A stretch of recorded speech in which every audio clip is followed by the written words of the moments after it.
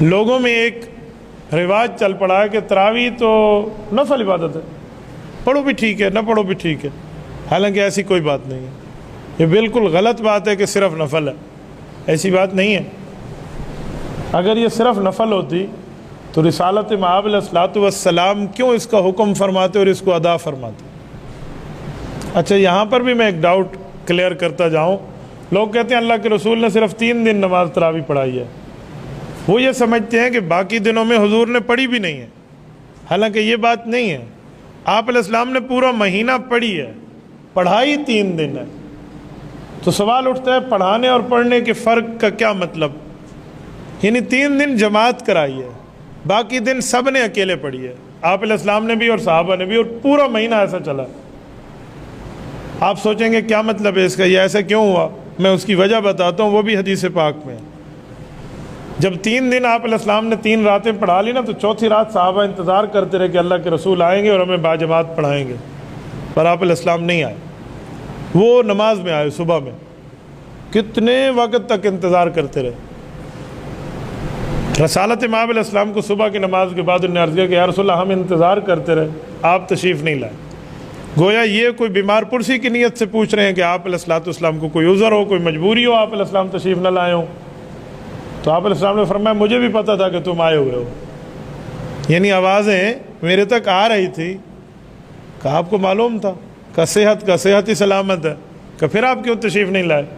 تو حضور علیہ السلام کی حدیث ہے، حضور نے فرمایا خشیت ان یکتب علیکم، مجھے اس بات کا خدشہ تھا کہ اگر اب بھی میں نے چوتھے دن بھی جماعت کرا کے آپ کو پڑھا لیا نا، تو کہیں اللہ وہی بھیجیں اور وہی نازل ہو جائے اور آپ پر یہ عبادت فرض ہو جائے، تو میں اس لیے نہیں آیا، بس گھروں میں پڑھو۔ اب لوگ اس حدیث کو اٹھا کر کہتے ہیں کہ حضور پاک علیہ السلام نے تو 3 دن پڑھی۔ جی نہیں، حضور نے پورا مہینہ پڑھی، 3 دن صرف پڑھائی تاکہ فرض نہ ہو۔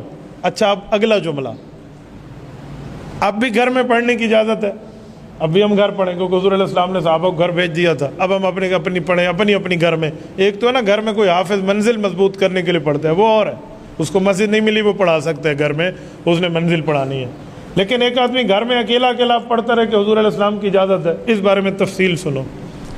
حضرت ابوبکر صدیق رضی اللہ عنہ کا دور جو ہے، وہ دور دونوں بڑے ایمرجنسی میں گزرے ہیں، 2 سال۔ حضرت صدیق اکبر دنیا سے رخصت ہوئے، جب حضرت عمر کا دور آیا نا، تو ترتیب وہی چل رہی تھی کہ گھروں میں پڑھو۔ حضرت عمر کا پہلا سال ایسے ہی گزرا، رمضان والا، جو خلافت کا دوسرا سال ہے، 10 سال حضرت عمر کی خلافت ہے۔ دوسرے سال حضرت عمر نے صحابہ اور اہل بیت سے مشورہ کر کے تیاری کر لی تھی۔ رمضان آیا تو حضرت عمر رضی اللہ تعالیٰ عنہ نے وہاں یہ بات نافذ کی کہ جو آپ گھر میں پڑھتے ہو وہ مسجد میں پڑھیں گے۔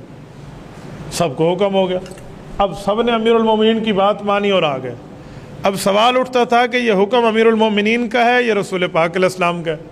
تو صحابہ کرام نے حضرت عمر سے پوچھا کہ حضور نے تو ہمیں گھروں میں پڑھنے کی اجازت دی ہے اور آپ ہمیں مسجد کا پابند فرما رہے ہیں، یہ سرکاری حکم ہے یا شرعی حکم ہے؟ یہ کیا چیز ہے؟ تو بتایا گیا کہ یہ شرعی حکم ہے۔ کہا شرعی حکم ہے تو حضور نے گھروں میں پڑھنے کی اجازت کیوں دی تھی؟ یہ تو کوئی انتظامی مسئلہ ہو سکتا ہے، سرکاری مسئلہ ہو سکتا ہے۔ کہ جی نہیں۔ تو یہاں اجلہ صحابہ کرام کی آپس میں گفتگو ہوئی، حضرت عمر سے انہوں نے پوچھا کہ حضور نے اجازت دی تھی، آپ کیوں مسجد کا پابند فرماتے ہیں؟ آپ بھی وہی اجازت قائم رکھیں کہ ہر بندہ اپنے گھر میں انفرادی طور پہ پڑھ لے۔ تو حضرت عمر رضی اللہ عنہ فرمانے لگے کہ جب حضور پاک اجازت دے رہے تھے تو میں بھی آپ کے ساتھ شامل تھا اس اجازت لینے والوں میں۔ کہا جی ہاں۔ تو کہا پھر مجھ سے پوچھو کہ میں کیوں بلا رہا ہوں آپ کو، بطور شرعی حکم بلا رہا ہوں، وجہ شریعت کا جز سمجھ کے بلا رہا ہوں۔ کہا جی آپ فرمائیں۔ تو کہا جب حضور پاک نے اجازت دی تھی تو حضور پاک علیہ السلام نے پوری حدیث جو بیان فرمائی تھی ذرا وہ فرمائیں۔ تو سب صحابہ نے پورا واقعہ سنایا کہ ایسے بیٹھے رہے، آپ علیہ السلام نہیں تشریف لائے۔ اگلے دن پوچھا، حضور پاک علیہ السلام نے فرمایا مجھے پتہ تھا تم آئے ہوئے ہو، لیکن میں جان بوجھ کے تمہیں پڑھانے نہیں آیا، بس انفرادی جو آپ پڑھ رہے تھے، اب گھروں میں جا کے پڑھو۔ تو کہا حضور نے آگے کیا فرمایا؟ کہ آگے فرمایا کہ مجھے خدشہ ہے وہی اترے گی تمہارے اوپر فرض ہو جائے گی، لہذا گھروں میں پڑھو۔ حضرت عمر نے فرمایا 1 منٹ رک جاؤ، یہ جو جملہ ہے کہ خشیت ان یکتب علیکم، مجھے خدشہ ہے وہی اترے گی فرض ہو جائے گی تم پہ، یہی میری دلیل ہے آج بلانے میں۔ کہیں آپ کی دلیل کیسے ہے؟ کہ اب وہی اتر سکتی ہے؟ کہ اب تو نہیں اتر سکتی، اب تو رسول اللہ دنیا سے تشریف لے گئے، اب تو ختم نبوت ہے۔ کہ جب وہی نہیں آ سکتی تو گویا حضور نے اشارہ کیا تھا کہ نماز مجھے بہت محبوب ہے، میں اسی لیے چوتھے دن کی جماعت نہیں کراتا، وہی اترے گی۔ تو پتہ کیا چلا کہ جب میں دنیا سے چلا جاؤں پھر وہی اترنا بند ہو جائے گا، پھر مسجد میں آ کے پڑھ لینا۔ تو صحابہ کرام نے کہا اللہ اکبر، جہاں آپ کی سوچ پہنچی وہاں عام بندے کی سوچ تو نہ پہنچ سکے۔